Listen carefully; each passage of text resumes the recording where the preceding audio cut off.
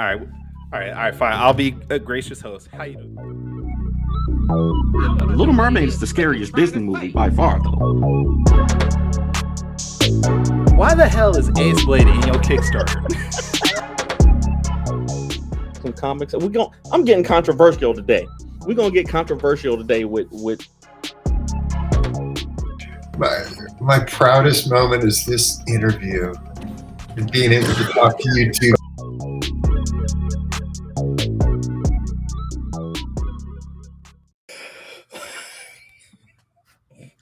what's funny? What is it? I'm laughing at the message that we just did. Hey. Like, yeah, I did. Good, but we got it done though. That's what's important. That's my bad. All right, let's do this properly. Ladies and gentlemen, boys and girls, children of all ages, Taurus Comics, in collaboration with Fourth Wall Productions, respectfully brings to you the 83rd episode of the Four Tales podcast. I'm your host, Kyron Silva from Taurus Comics. Across the way is a Violet Stringer of Ace Blade, Danny J. Quick, and together we are your 2 award-winning Blurred comic creators, here to help you find your next favorite comic. We are live on Facebook, Twitter, I'm not calling it X, YouTube, and Twitch. So if you are listening or watching us live, thank you for being part of this, because all your interactions help us reach a bigger and brighter audience. But don't forget to like, subscribe, and review this show so we can, reach out to new people. Now, if you want to support us financially, go to our website, fourtalespodcast.com, buy some merchandise, buy some coffee, do what you can, because we do this for free, but, we'd like to be compensated a little bit for that. I just realized I had my Bluetooth still in. Fish Lee is in the building. No, you did not miss a show. We actually are doing a special time because our guest requested it, and Danny was like, okay, I will miss out spending time with my family again. That's not even how this happened at all. Our guest said, can we do it at 11? And I said, yes, I've been trying to tell Kyron for months that we should move the time of the show. And, here we are. So, and literally you say that, and then I say, okay, what time works best for you, Danny? And you never say anything. 10 a.m. 10 a.m. works best for me. That's the time that we do it. So but I'm willing to change it to any other time, though. I'm just being honest. 10 a.m. works best for me, but I'll be willing to change it. Anyways, accommodate my co-hosts and our guests. Fish says he saw you on live on TikTok, and the time zone got me messed up. Oh, so you saw Danny, but you didn't see me live? Wait, what? We were both live. We were live together. Cool. You're right, Marvin. West Coast for life. That's right. Don't be throwing up gang signs on the show. We're trying to get sponsors. Can't be doing that. Oh, wait, hold on. I used to be able to throw up the blood symbol with my hands, but arthritis got me kicking my ass right now. Let's not do that. I'm just telling the truth. I used to be able to throw up the blood sign. Let's not get demonetized on YouTube for this already. All right, my bad. All right, Mr. Quick, how's your week, dude? Doing pretty good, brother. How you been, man? I got some good comic books this week. Hope you did.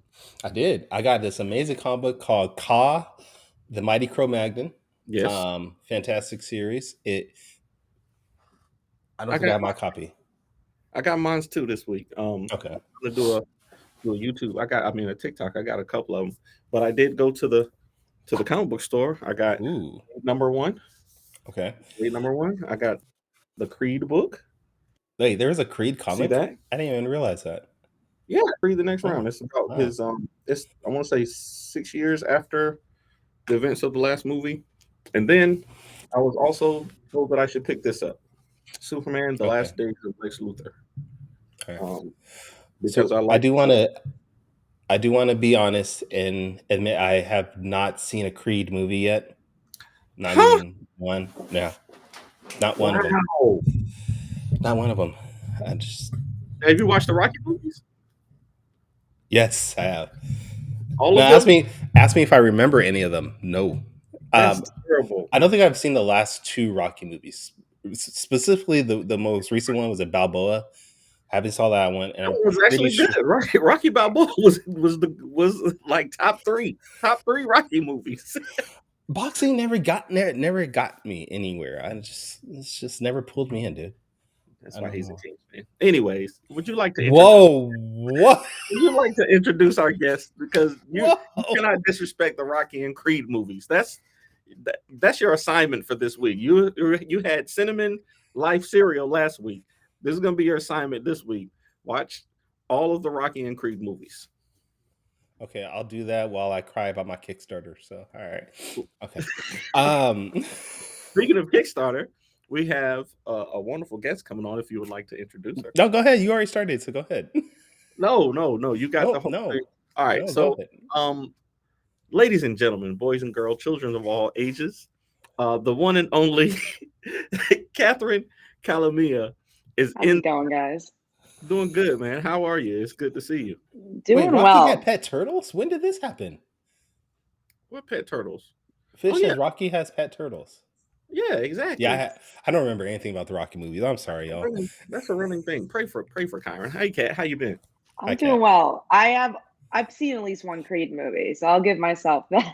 Okay, I'll just leave. You're doing better than Kyron. Then that's just a mess. The last one was good. I watched just the third one. I didn't need to watch the other two, and I knew what was going on. So Okay, Yeah. can I say one of the bigger reasons why I didn't watch the Creed movies because I didn't want my wife seeing Michael B. Jordan half naked, sweating and glistening. that's understandable. I just felt like she'd look at me and be like, "Damn it." Just say it. We can all admire Michael B. Jordan. Oh, trust me, I do. I'd be like, "Damn that man." And it was a solid movie too. So I just think you should check it out. But Okay. welcome to the show, Kat. Would you give us a quick introduction for our viewers and tell them who you are, what you're doing, how long you've been doing comics, and all that good stuff? I've been doing comics for a long time. I want to say 5+ years writing them. And then I started with doing YouTube videos, being a comic book critic. I wrote for places like IGN, DC Comics, and Newsarama, Read Pop's Pop First. So I did a lot of journalism in the past. But you guys probably know me most by doing Kickstarters. I've been on the Kickstarter Council. I've worked on books like Follow Like Daughter, The Dancer, Slice of Life. And currently, we have a pretty big Kickstarter on the platform, Beast and Snow, which is by far one of our best Kickstarters. Our best Kickstarter date was by Visibility, which had 1,300 backers in its whole span. And now Beast and Snow has been live for like 5 days, and we're at 1,000, almost 100 backers. So it's doing pretty well. 1,078 exactly at this moment. So Yep. congrats on that. Thank you. Amazing work. that. Amazing work. So what got you into comics? Like, what was there a specific comic book? Was there a series that you saw on movie, TV? Like, what's got you saying, I want to be a part of this crazy world that we call comic books? I feel like it's a little bit of everything. My dad was really into comics when I was younger, so he would like read Superman comics to me, DC books, and then in second grade, I watched the Spider-Man movie for the first time, and I was like, "Oh my god, this is amazing! I want to read more." So I picked up my own Spider-Man books. Like my dad would go on eBay and he'd buy his DC books, and I'd buy Spider-Man. Then the cartoons influenced me. X-Men Evolution, also. Batman the Anime series. And I would say 4th, 5th grade, I go to the comic book store, pick up backup issues. And then like 8th grade, I got a pull list and never looked back. And I've been reading comics weekly since then. Okay, I just feel really old because she said in second I grade, the know. Spider-Man movie came out. And I'm thinking that was 2002. It was 2002. I'm 28 was... and that came out in second grade for me. Son of a mother. That's wild. I'm like, I was an adult when that came out. And also, I just got a pull list for the first time like 2 years ago because. Oh, damn. That's cool though. Start whenever. I mean, it's cool, but shoot, like there's so many people like Kyron and Javon who is always in our comments. And I think you recently just met Javon at Grifficon, and they're like always talking about reading comics for a long time and going to the comic book stores, and I'm like I feel like a rookie in the game. I've been making comic books just as long as I've been reading comics, so it's crazy. It doesn't matter when you start, right? Just gotta start at some point. Absolutely. So I know you. I know you from our shared experiences with a previous publisher at Short Fuse, That's where I ran into Like Father Like Daughter, which became one of my favorite series, and then also They Call Her Dancer. We actually met at Baltimore Comic Con a few years ago, We and did. that's when I coined the phrase cat mode. Uh, I'm sorry. And Wait, I what? love it. I'm gonna use it on my resume, I promise. Wait. Okay. Wait. What is cat mode? Because I'm not so familiar with this. cat mode is so I don't know. Listen, we everybody has different styles when they go to conventions of selling and interacting with people. Yes, mine's is the please buy my book. Show pity for me. Please buy my book. Cat mode is this like eighth gear that Cat goes into when it's time to sell comic books. She is an amazing salesperson. She just jumps in and kills it. I want to say like 80% of the sales that we got that weekend were because were because of her. And Damn. we sold a lot of books that weekend too. Okay. Cat was there, Daniel Calvin, Morgan Iverson, Sean Mack was there. Damn. Just Um, name dropping Good like crazy weekend. here. Yeah, it was a good weekend. it was a good weekend, and I coined the term cat mode that weekend because I was like, I need to be able to do that. I need to be able to get into this kind of gear. Where did that like the salesmanship come from? Like, how did you develop that kind of thing? That's a good question. Like I said, I bought a lot of comics on eBay, so I feel like maybe that was the start of it all. But yeah, I think it's just for the passion of comics. I really love them. So when I'm starting to sell, I want to give that passion to as many people as possible and kind of just go in that gear and try to be as friendly as possible and just try to talk about comics and what I love in a passionate way, and a lot of times it works, and I'm happy I could be a good salesman because it kind of helps it helps the comic side and the writing side to get people to buy on both like Kickstarter and in person. For sure, for sure. Now, on your current Kickstarter, you're working with or with Phil Falco. Is that Yeah. how big is it to have a partner to help you in situations with making a Kickstarter, producing it, marketing? Like, how big is it to have other people just be there with you to help support it? So big. Yeah, I started teaming up with Phil. He's my business partner about 2 years ago, I want to say, maybe like a year and a half ago. And he had his book Haunting, and I guess backtracking, we were friends in college. Like I had a mutual friend that he went to grammar school with, and she invited him to go have lunch.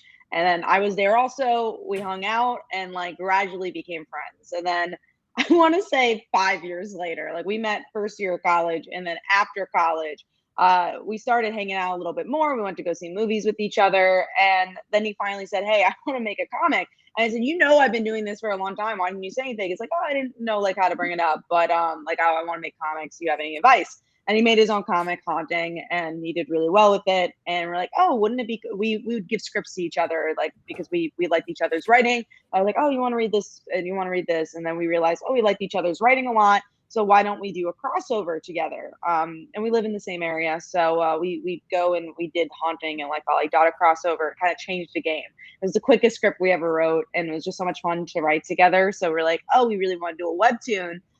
Let's write Slice of Life together. That could be like our next project and do a webtoon. And then we realized like this is something magical. We should do most of our comics. We still have our solo books, and we still work on some of our solo projects, but for the most part, we work together. Like Beast of Snow, we co-wrote, and yeah, the rest is history. And going back to your answer, your question of how it's a game changer. It really is a game changer because you have another person to bounce stuff off of. You have another person that can help you out. The reason we're able to release like a monthly Kickstarter is because there's two of us. I don't think we'd be able to do it if there's one. But like one of us could be creating the page, the other person could be, going on a podcast. So it's very helpful to have two people. All right. All right, Yes. Danny, you can join Taurus Comics if you want and help me out. Absolutely. I've been trying to get on for 2 years now. Why do you think I do this show? I don't know. No, what's the saying? They say many hands make light work. So that's absolutely wonderful. And me and Morgan and Kyron and we all chip in and work together on projects, and that absolutely helps to be able to have somebody to at least bounce ideas off of, and that can give you an honest critique on things. So absolutely, teamwork makes the dream work. I totally agree. I thought you were leading Yeah. into something with that statement. I thought it was going to be a You know, question following that. you have been working. We've been doing this podcast long enough that I'm just going to drop off at certain Yeah, points. that's true. All right. I'm just going to say stuff and it's just going to end right there. You should know by now. Okay, then let's talk about your current Kickstarter, The Beast in Snow #1. What is it all about? Who would like that? Give us all the details that you can without spoiling anything. Danny wants you to spoil the entire book. I'm not gonna let you do that. So Yeah. I already backed it, so Thank you. it doesn't matter. I'm in there. Yeah, no spoilers, but it's about it. We wanted to do a retelling of Beauty and the Beast and Snow White, and we wanted to tell a queer story because we have a fan base for that. So we're like, oh, why not tell a queer narrative? And why not throw in some werewolves and vampires? And we wanted to do a not safe for work book. They tend to do very well on Kickstarter, if I'm being completely honest. But we also wanted to tell a not safe for work book that has a story. That was a big part of what we wanted to do because that's our brand. We love character driven stories. So we wanted to do a Game of Thrones kind of styled narrative. So it's not just like sex for the sake of having sex, but it's I love how you said that right when I scrolled to this part of this. and, there's a story to it. But yeah, it's really reliant to their characters, and as you read it, you'll see what their narrative's about. But yeah, we want to tell a character driven, sex driven story. And we love the art. We love the storytelling here. And yeah, it's cool that we got to write a fantasy book too, because I'm actually not usually a huge fantasy fan. So I wanted to challenge myself and be like, how can I tell a fantasy story that I'd actually like? Of course, it's very grounded. And like I said, it's very much about how these characters navigate with each other, but mostly Snow. She's kind of the main character of this issue. So she is a people pleaser, and she died being a people pleaser. Now that she's a vampire, she doesn't want to be a people pleaser anymore. But of course, sometimes you can't turn that off, and that's a big part of the story. But yeah, that's all I could say from the plot before I spoil anything. But yeah, that's kind of how it came to fruition. We wanted to tell a public domain story. We're like, why not Beauty and Beast and Snow White? We saw what does well on Kickstarter, and we're like, well, how can we make a story that does well on Kickstarter and make it our own and make a universe that we really like? And that's how it came about. And it was a fun challenge because a lot of times we'll start with maybe like a character. We're like, oh, I really want to tell this type of character. This time we started with like, no, we want to tell this type of story, this type of plot, and kind of work backwards. Nice.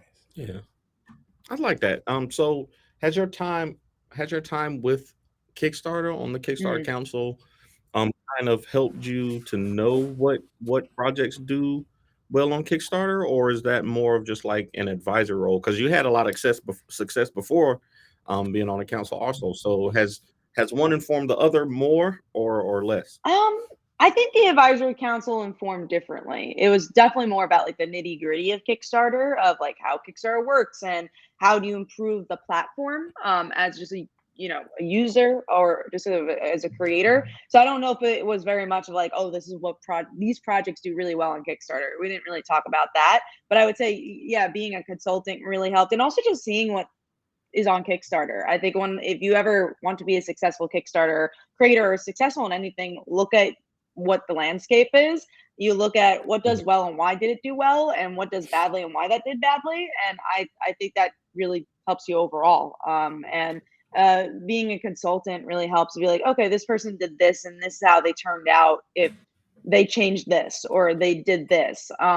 So these type of stories sell really well on Kickstarter, but this type of story could sell well on Kickstarter if you did this. Like honestly, I always say this: superheroes are really, really hard to sell on Kickstarter, just because you have a whole market. Marvel and DC, they tend not to go to Kickstarter for superheroes, but it depends on how you depends on your thumbnail, depends on your art, depends on how you sell that superhero book. Because like Fall Daughter, like I didn't expect to get like 500 backers on that last campaign. I was like, okay, it's gonna get like 400 backers or 300 backers, and it blew it out of the water. Like it did really, really well because we had a good thumbnail. Obviously, it's I think it's a good story, and yeah, it's just the way you promote yourself. I say you can have any product, but if you promote it correctly, like you could you can make gangbusters of numbers. So but yeah, also just kind of see what are the trends of what does well on Kickstarter, and that'll help you as well. I realized something you said earlier made a lot of sense to me too. You were talking about doing an NSFW book, but not but having story involved, right? So Right. I back a lot of Kickstarters, but I've never backed a not safe for work book before. I got small children in the Mhm. house, you Right. know, family super religious and stuff like that. So I've never backed one. This is actually the first one that I've backed. And I Thank you. know that it's because I trust you as a storyteller. I know that you're a great writer first and foremost. And then also, like you said, it's public domain. Those are the characters that I know. And then I know it's just not gratuitous just for the sake of you know what I'm saying. So um all of those factors went into my decision to actually back this book. So yeah, kudos to you and the team, man. I think it's great. Now, No, thank you. That means a lot. what Danny then also mentions that he backed it on his second account, so his wife can't see that he backed it, So she'll, and he she'll he had it sent to Morgan's house so that way he doesn't come here. Hey, however you do however, it. however we gotta do it. Okay. Well, I do want to talk about the success you had with Kickstarter. At what point was it that you launched a Kickstarter and you said, "Damn it, I can do this"? Like, what was the first time you really sat there and said, "Yeah, I can really make this something with Kickstarter or with just comic books"?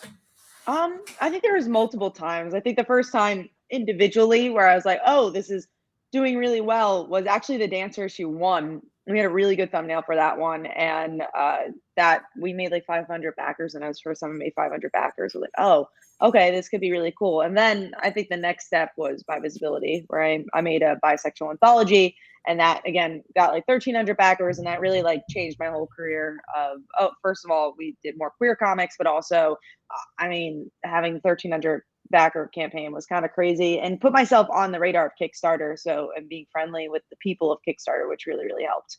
Um, but yeah, and then as time went on, I think my partnership with Phil really changed things because we both just try to level up together and try to challenge each other. So, and then deciding to do monthly Kickstarters really changed a lot. And then this, I think I'm kind of living it right now. This changed a whole lot. I just like that first day of doing this Kickstarter. Like, obviously, we do a lot of Kickstarters, so I don't expect like people to just randomly message me and be like, "Oh, look what you're doing on this Kickstarter," because we do a lot, you know.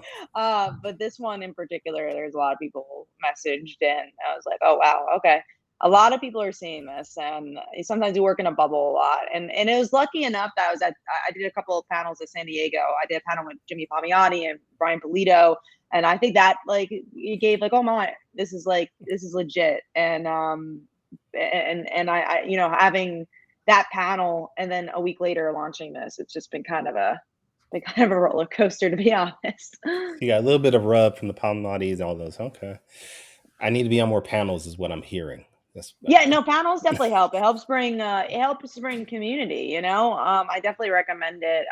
Lucky enough, I've been invited to a lot of these panels, but I think now being invited on the panels, we're like, oh, maybe we should like actually try putting some panels together too. So maybe we'll do that next year with our long schedule. But no, I've been really grateful that Kickstarter's invited me to do stuff. I did a signing there on at their booth, which was really cool. But then also just making friends in this community. One of the other panels I did was for a queer anthology, and we all just kind of became friends over the years, and it was just a wonderful panel to do that. So yeah, I think all the small things kind of bring big things, and yeah, it's again, it's been a roller coaster ride.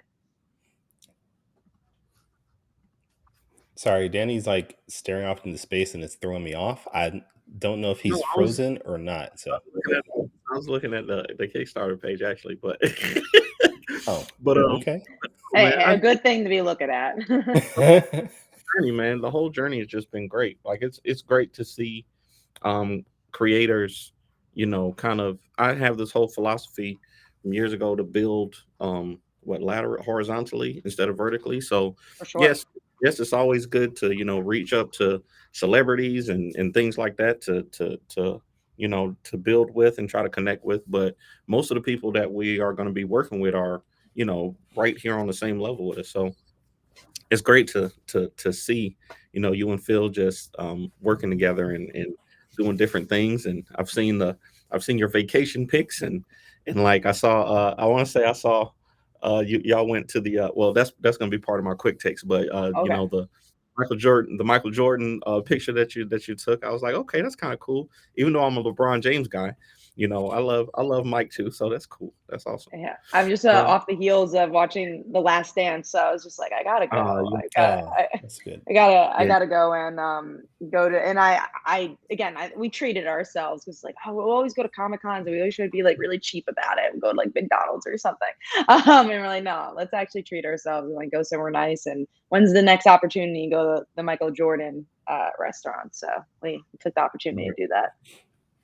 So we know that you're killing it right now with Beast and Snow, but can you give us any information as far as upcoming projects that we should maybe be on the lookout for? Yeah. So right after this, we are following up with our ongoing books. Phil is going to be launching his Haunting series, so that's a series that he writes on his own. And then I am finishing up The Dancer. It's been a long time coming, so this is the last issue of The Dancer. It's funny because the Like Valley Daughter I was able to promote it as like it's the grand finale, but I do plan on continuing that in a different way and just doing another series. But those characters, if you read issue 8, you'll find out why why I'm kind of changing stuff up for that one. But I said grand finale, Life Valley Daughter, but really it's just the grand finale of that origins. The Dancer is over. Like this is like the final for. I mean, you never know if I'll come back with it, but there's nothing in the works. There's no issue being done. This is the last issue of that book. So that's coming up. We have obviously more slice of life. Um, there's obviously going to be more Beast and Snow. We'll be working on that as well, and maybe stuff in that vein. But yeah, the thing to look forward to next is right after this, 2 weeks after Beast and Snow, we'll have Haunting and The Dancer. So we're really excited about that. 2 weeks. How are you able Yeah. to handle that right after? I know. We don't take a break. No, yeah, that's true though. That's no, it doesn't sound like it. Like I'm No. drained right now doing my Kickstarter. I don't know how you can do it just right away. Yeah, we built it into our schedule where we like to do Kickstarters so we take a 2 week break and then we do another Kickstarter. And what helps is like let's say The Dancer and Haunting. We have a lot of those assets already, so it's a pretty easy Kickstarter to put together. That book's been done for a really long time. So in Mhm. that regard, it's pretty easy to put together. And then our promotion is pretty similar every single time. So like this, we've like heavily promoted. Like we made a lot of flyers. We obviously went to San Diego. We're gonna go to FlameCon next weekend, which is a Comic Con in New York. It will be passing out flyers there. But for like a Dancer and Haunting, we're not gonna be making new flyers or anything. We're gonna, just be promoting the book in the way it is. So, we big campaigns like this, there's a lot of energy that goes into it because it's a new franchise. We had to get new banners. We had to like figure out, okay, what's the log line? A Dancer and Haunting, it's a little bit easier. So we try to schedule in a way where sometimes we do two in a month, which is kind of crazy. Well, we are technically because Haunting is on Phil's thing, on mine's The Dancer. So I would say the hardest part is fulfillment. That's really the hardest part of doing so many Kickstarters, more than putting it together. Because again, having two people really helps. We both put the page together, so not just one. But this fulfillment is going to be interesting. 1,000 of those, yeah. Jeez. Yeah. yeah. All right. Fulfillment is always that thing. Yeah. Okay. Well, I do want to go to a non-comic related question real quick, because I know Danny's ready for his quick takes. But I saw recently that you went and saw Barbie and Yeah. Oppenheimer, Yes. and I want to know which one did you like better? That's tough because I think as just a fan, I like Barbie more because I had a more fun time with that. But Mm, I really, as a like film person, I really liked Oppenheimer. Like I just thought like, I mean, they both are really good movies, and obviously like Barbie is like a really fun visual film. But Oppenheimer, there's just so many like little things they did that you wouldn't notice. Like the way they deal with sound was really interesting. Obviously the visuals. It was 3 hours, so maybe that was a notch down. It was a little long, but but Am I the yeah, only one that's noticed a lot of movies recently have been extending their time more and more? Like it oh used no, to be I've an hour noticed. and 45 minutes was a Yeah. long movie, and now we hope for a 2 hour movie. No, I Yeah. definitely noticed. We go to we have AMC stubs, so we tend to go to the movies a lot because we're like we gotta make sure we're seeing the 2 movies a month to make it worth it. But we definitely noticed, and what's really fun about horror movies, because we really love horror movies, is that they tend not to be 2 hours. They tend to be like the hour and a half. We're like, thank God. Like we You don't saw. Yeah, you go don't on. wanna see 3 hours of people getting slashed up, huh? That's what we do. I think if it was like, I think Halloween was about 3 hours, and that showed you Halloween the end. Maybe you don't need a 3 hour movie about Michael Myers. But no, we love slashers. We love all type of horror movies, and those tend to be a little shorter. We want to see that starts with T. Take something. Take me somewhere. Want to go see that movie. But then like some of the cartoons are short too. I think Teenage Mutant Ninja Turtles is short, and that's getting good reviews. I like to go see that. But because of this Kickstarter, we haven't had time. Yeah, Spider-Verse is very long, but that was the one movie Yes. where I was like, I wanted it to be long. So Yeah, I that's very true. That one was definitely worth the runtime. and Into the Spider-Verse is my favorite movie of all time. So I was very, very excited about that. And I don't tend to get very excited about movies, and even my friends are like, guys, we have to go see it. Like one of my friends was graduating the next day, and she's like, I know we got to go see this movie because Kat's not excited about movies very often. So let's go. She's been talking about this for a long time. I love I it. love it. All right, Yeah, you ready for quick takes? I Yeah, am. if I'm you are. ready. I'm ready. All right. So for those who are watching, if you don't know what quick takes are, quick takes is a rapid fire Q&A session where we grill our guests on the hard hitting questions of their Yes. past, future, and no, it's not that at all. But we're gonna have fun with it. All right, I'm ready, Kyron, whenever you are.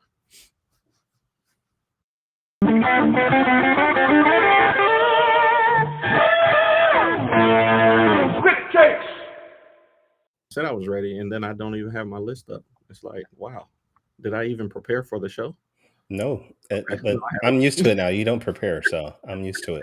I at least had the questions ready before the show started this time. Okay. All right. We talked a little bit. We talked a little bit about this earlier, Kat. So from a creator, a lot of people on TikTok have been asking me, how I actually had like a really deep dive into, working here at the studio all the time and making comic books, and then we got 4 kids, and I got a wife who has a business, and somebody asked me, how do you balance all of that? So I know you're one of the hardest working people in comic books, and I see you are always working. So, what are your thoughts on how to balance work and play?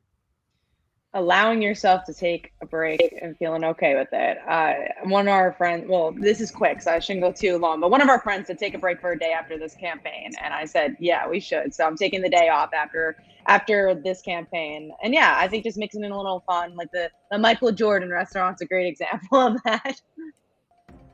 Absolutely, I love it. Okay, so number two, like we talked about earlier, the buy visibility campaign was a huge smash. It was crazy, and one thing I realized around that time is that not only social media but content is becoming more focused on groups of people, right? For the buy visibility campaign in all You can in all say of it. your You can campaigns, say it. It's okay. I know my mouth doesn't do things like I want them to do.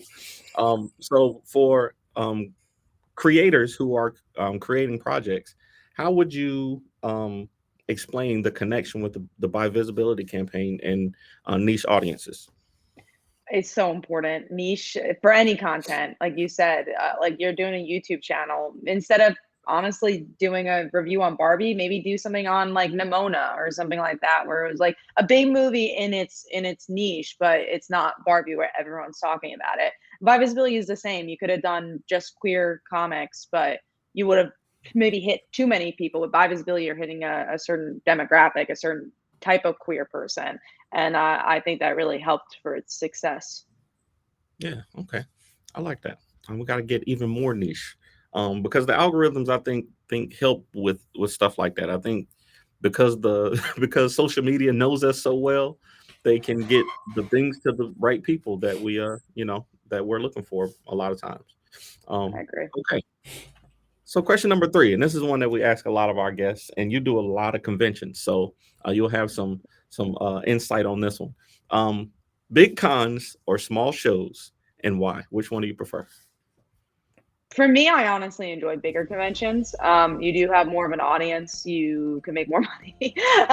um, but there is something to be said about small conventions as well, because you get to do something for your community, and you get to learn about your comics community. Honestly, like New York Comic Con was a great example where it's at a high school, and we did really well at sales, but also is like helping our community and our direct community. So I think if you're a newer creator just trying to get your feet wet, do a small con because you should just test out the waters. But if you've done a lot, test out that big show and split a table because that definitely helps.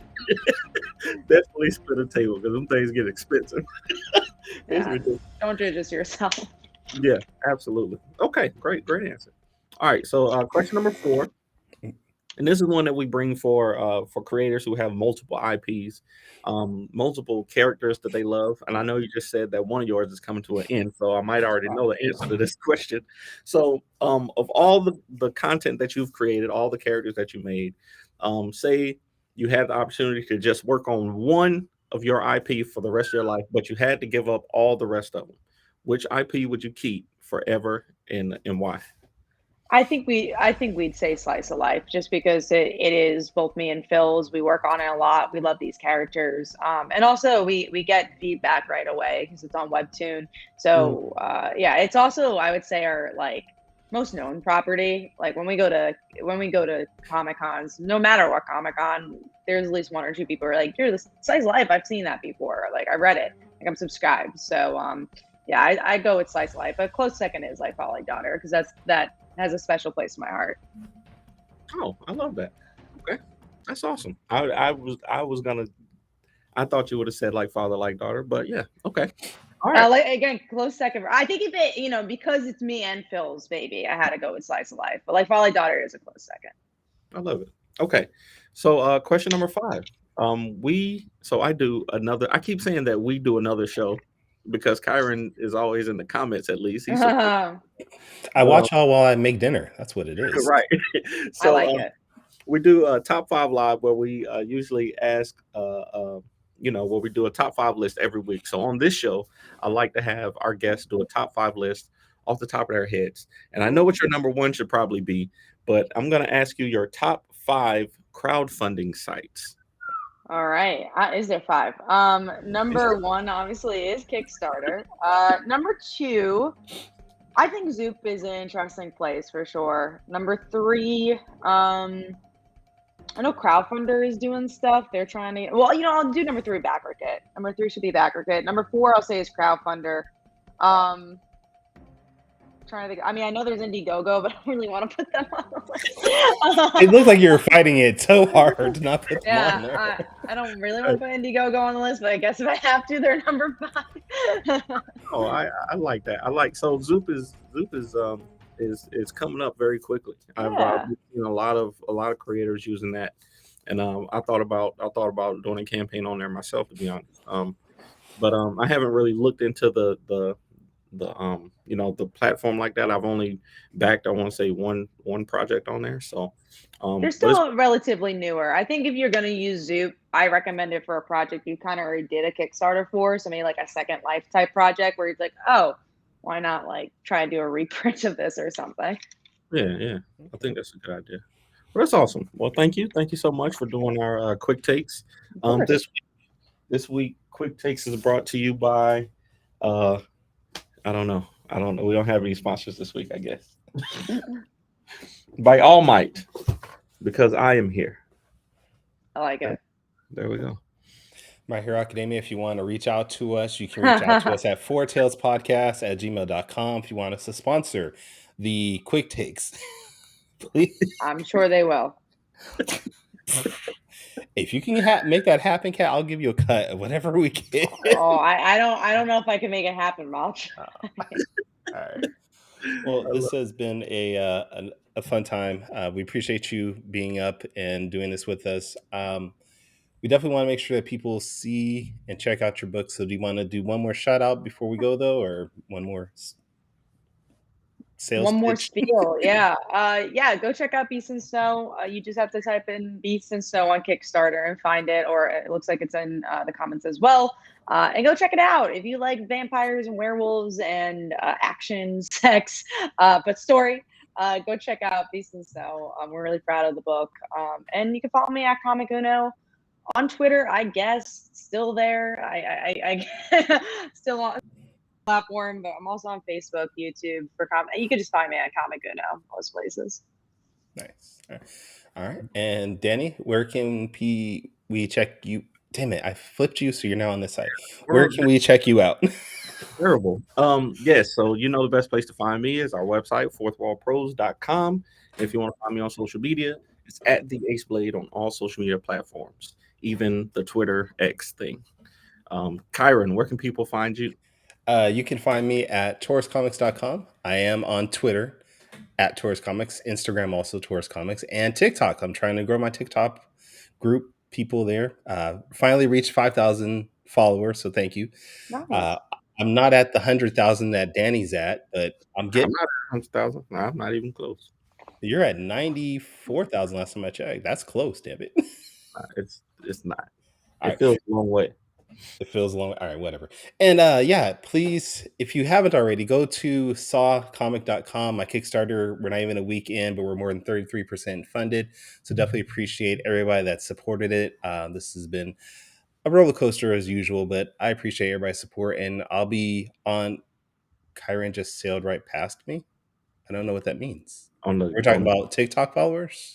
The TikTok followers. Okay. We're going to get there, Fish. Don't worry about it. Yeah. But yeah, check out sawcomic.com. Everybody that's already supported, thank you so much. And who do we have next week on the show? I don't even remember who's going to be on the show. That's my bad. I'm sorry. Next week we are going to have Michael Watson from Freestyle Comics on the show. We'll know what we're talking about, but I'm sure it's going to be epic. Fun But time. until then, sayonara, goodbye, and please everybody take care of yourselves.